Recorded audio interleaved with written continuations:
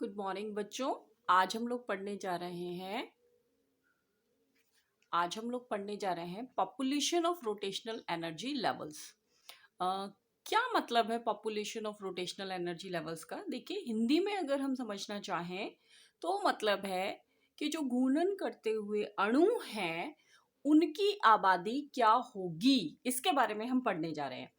तो ये इसको थोड़ा सा विस्तार में समझाने के लिए मैं आपको बताऊं कि हमने इससे पहले पढ़ा कि घूर्णन करते हुए जो अणु हैं वो विभिन्न गतियों से घूर्णन करते हैं। उनकी आवृत्ति अलग अलग होती है। बहुत सारे अणु होते हैं, कोई एक अणु नहीं है, बहुत सारे अणु मौजूद हैं जो विभिन्न आवृत्तियों से गति करते हैं। तो जो ज्यादा आवृत्ति से गति कर रहा होगा अणु, उसकी जो घूर्णन ऊर्जा है वो अधिक होगी, और जो कम आवृत्ति से कर रहा है उसकी घूर्णन ऊर्जा कम होगी। तो माना कि 1000 के करीब घूर्णन करते हुए अणु मौजूद थे किसी गैसियस कंटेनर में। एक गैस है जो कि कंटेनर में भरी हुई है, मान लिया जाए, और उसमें मान लिया जाए कि 1000 अणु मौजूद थे। तो हो सकता है उनमें से 200 अणु जो है, सपोज करें कि वो 100 जूल से गति कर रहे थे। उनकी जो ऊर्जा थी, घूर्णन ऊर्जा थी, वो 100 जूल थी। कुछ 200 अन्य की जो है वो 200 थी, और जो 50 थे उनकी 150 थी। इस तरह से विभिन्न जो घूर्णन करते हुए अणु हैं उनकी जो घूर्णन ऊर्जाएं हैं वो अलग अलग होंगी। तो यहाँ पर हम क्या बात कर रहे हैं? हम यहाँ पर बात कर रहे हैं कि जो घूर्णन ऊर्जा स्तर है, यानी कि जो विभिन्न घूर्णन ऊर्जाएं जिन अणुओं की हैं, जो घूर्णन ऊर्जाएं हैं, उनकी पॉपुलेशन। हमने देखा था इससे पहले कि हम कैसे रोटेशनल एनर्जी लेवल्स निकाल सकते हैं। उसके लिए हमने एक सूत्र दिया था, that E J is equal to B J into J plus one. आप मेरे पहले वाले वीडियोस में जाकर देख सकते हैं ये सूत्र हमने दिया था, जिससे हम विभिन्न घूर्णन करते हुए अणुओं की घूर्णन ऊर्जा स्तर निकाल रहे थे। तो ये जो अणु होते हैं वो विभिन्न आवृत्तियों से घूर्णन कर रहे हैं, उनकी घूर्णन ऊर्जा स्तर विभिन्न अलग अलग होंगे। ठीक है। अब किस घूर्णन ऊर्जा स्तर में कितने अणु, यानी अणुओं की आबादी क्या होगी, इसके बारे में हम अभी पढ़ने जा रहे हैं। देखिए, आपकी स्क्रीन पर एक कर्व बना हुआ है और ऊपर एक सूत्र लिखा हुआ है, वो है बोल्ट्जमैन डिस्ट्रीब्यूशन का सूत्र। यानी देखिए, आपके सिलेबस में मैक्सवेल बोल्ट्जमैन डिस्ट्रीब्यूशन लॉ है, या फिर मैक्सवेल बोल्ट्जमैन का वितरण नियम है, जो कि एक सूत्र द्वारा दिया जाता है, जो कि आपकी स्क्रीन पर दिखाई दे रहा है। आपकी स्क्रीन पर एक सूत्र दिखाई दे रहा है, और वो क्या है? देखिए, एन जे, ये जो सूत्र है ये वाला, ये जो N J plus one divided by N J equal to 0 equal to exponential term minus delta E by K T. ये जो सूत्र आपको दिखाई दे रहा है इसे कहते हैं मैक्सवेल बोल्ट्जमैन डिस्ट्रीब्यूशन लॉ, या फिर बोल्ट्जमैन का वितरण नियम। अब इसमें जो डिफरेंट टर्म्स हैं वो क्या है? देखिए, हम सबसे पहले जैसे ये जो लिखा हुआ है that N J plus one, इसका क्या मतलब है? इसका मतलब है कि कोई भी ऊर्जा स्तर जिसका मान जे इक्वल टू 0 से ज्यादा है। ठीक है। यानी वो 1 हो सकता है, जहां जे का मान 1 हो, जे का मान 2 हो, जे का मान 3 हो, वो कुछ भी हो सकता है। पर ऊपर क्या आएगा? एन जे प्लस वन में क्या आएगा? कोई भी ऊर्जा स्तर जिसमें जे का मान 0 से अधिक है। और नीचे एन जे इक्वल टू 0 का क्या मतलब है? इसका मतलब है कि जहां पर जे का मान 0 है उतने अणुओं की संख्या। देखिए, एन क्या रिप्रेजेंट कर रहा है? नंबर, संख्या। ठीक है। तो ये जो सूत्र है वो क्या बताता है? मैक्सवेल डिस्ट्रीब्यूशन लॉ या वितरण नियम जो है, यह वह सूत्र है जिसमें हम क्या करते हैं? सापेक्षिक आबादी निकालते हैं। हम जो है वो सापेक्षिक आबादी निकाल रहे हैं, हम रिलेटिव पॉपुलेशन निकालते हैं। सापेक्षिक का क्या मतलब है? हम एक आधार मानकर चल रहे हैं, और वो आधार है एन जे इक्वल टू 0। हमने माना कि जो एन जे इक्वल टू 0 है, यदि उस पर जितने भी अणु मौजूद हैं, वो तो आधार हो गया, उसकी तुलना में, है ना, अगर मान लें, सपोज करें कि वहां पे 100 अणु मौजूद है, तो 100 अगर एन जे इक्वल टू 0 में है तो उसकी तुलना में एन जे प्लस वन, यानी अगर हम पहले ऊर्जा स्तर में देख रहे हैं, जे इक्वल टू वन वाले ऊर्जा स्तर में देख रहे हैं, तो वहां पे कितने अणु मौजूद हैं। जे इक्वल टू टू वाले ऊर्जा स्तर में देख रहे हैं तो वहां कितने अणु मौजूद हैं। तो ये क्या है, सापेक्षिक पॉपुलेशन है या आबादी है। क्यों? क्योंकि हम इसे किसी के सापेक्ष में देख रहे हैं, हम इसे किसी के रिलेशन में देख रहे हैं। और वो रिलेशन क्या है, वो रिलेशन है जे इक्वल टू जीरो वाला एनर्जी लेवल। जहां पर जे इक्वल टू जीरो है, उस ऊर्जा स्तर के सापेक्ष में हम ऊपर देख रहे हैं, तो इसलिए बोला जाता है इसे रिलेटिव पॉपुलेशन। तो एन जे प्लस वन क्या है, जो जे इक्वल टू जीरो से हायर ऊर्जा स्तर वाले ऊर्जा स्तर हैं, उनमें कितनी आबादी है घूर्णन करने वाले घूर्णन करने वाले अणुओं की। और N J equal to zero यानी जे इक्वल टू जीरो में कितनी आबादी है घूर्णन करने वाले अणुओं की। तो ये किसके बराबर होता है, N J plus one divided by N J equal to zero किसके बराबर होता है, ये एक्सपोनेंशियली बराबर होता है minus delta E by K T के। अब माइनस डेल्टा ई का क्या मतलब होता है, डिफरेंस इन एनर्जी। ये डेल्टा ई क्या, डेल्टा का मतलब होता है डिफरेंस यानी अंतर, ठीक है।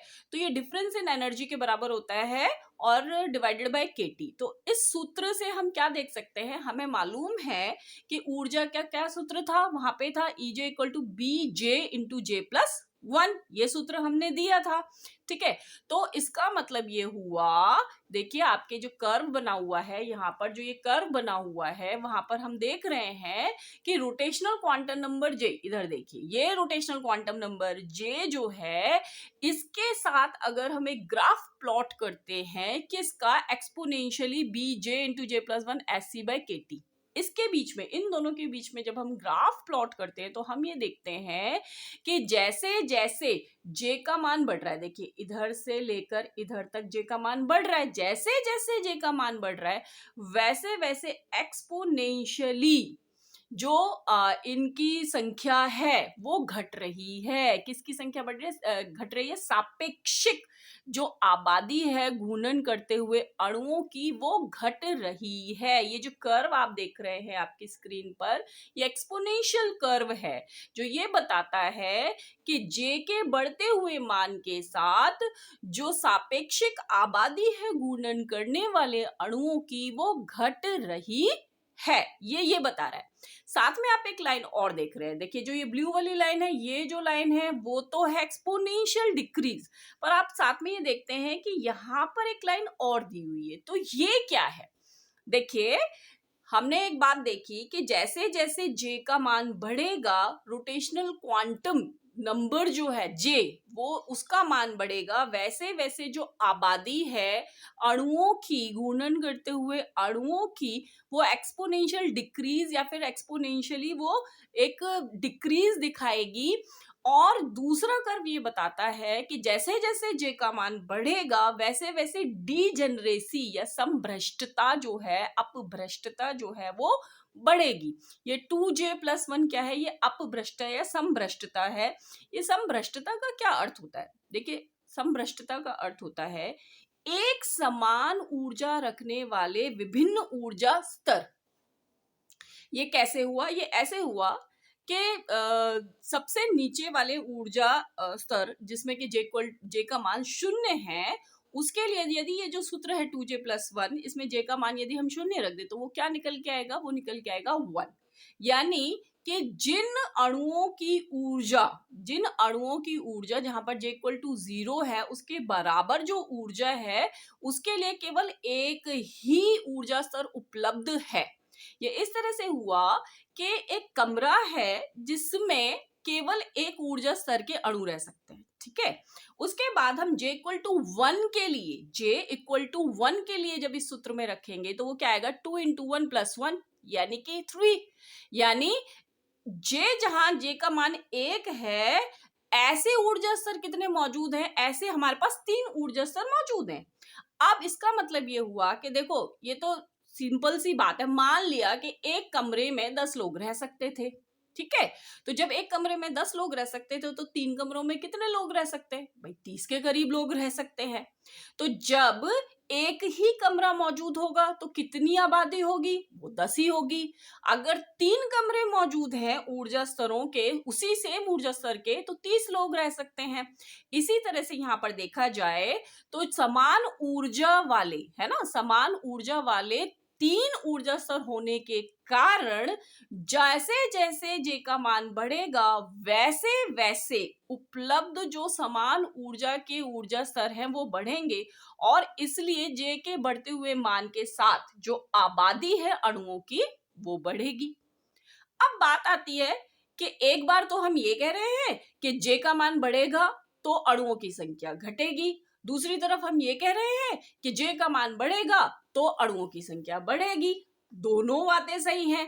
अब इसमें क्या है, ये दोनों जो प्रभाव है, यानी जे के बढ़ते हुए मान के साथ, जे के बढ़ते हुए मान के साथ एक बार उसका एक्सपोनेंशियल डिक्रीज और दूसरी बार उसका इंक्रीज, है ना, इंक्रीज। इसका मतलब ये है कि एक तरह से रस्साकशी चल रही है जिसमें एक तरफ तो अणुओं की संख्या घट रही है और एक तरफ अणुओं की संख्या बढ़ रही है, पर इसका ओवरऑल इफेक्ट क्या पड़ता है पॉपुलेशन के ऊपर, उससे एक और कर्व द्वारा हम समझा सकते हैं। तो इसमें हमने क्या देखा, इस आपका ये जो कर्व है इससे हमारे को क्या समझ में आया, इसमें हमें समझ में आया कि दो इफेक्ट हैं, एक है डिजेनरेसी यानी संभ्रष्टता और एक है मैक्सवेल बोल्ट्जमैन का वितरण नियम। मैक्सवेल बोल्ट्जमैन का वितरण नियम जो ये कहता है कि जैसे जैसे जे का मान बढ़ेगा वैसे वैसे एक्सपोनेंशियल डिक्रीज होगा, एक्सपोनेंशियली चर घातांकी रूप से जो आबादी है घूर्णन करते हुए अणुओं की वो घटेगी। तो वो मैक्सवेल बोल्ट्जमैन नियम तो यही कहता है कि जैसे जैसे जे का मान बढ़ेगा वैसे वैसे चर घातांकी रूप से जो जनसंख्या है, जो आबादी है घूर्णन करते हुए अणुओं की वो घटेगी, पर जो संभ्रष्टता है क्या कहते हैं, घूर्णन करते अणुओं की जो ऊर्जा स्तर है उनकी संभ्रष्टता बढ़ती है, इस कारण से आबादी बढ़ती है। तो इसका ओवरऑल इफेक्ट क्या होगा वो हम अगली स्लाइड में देखेंगे।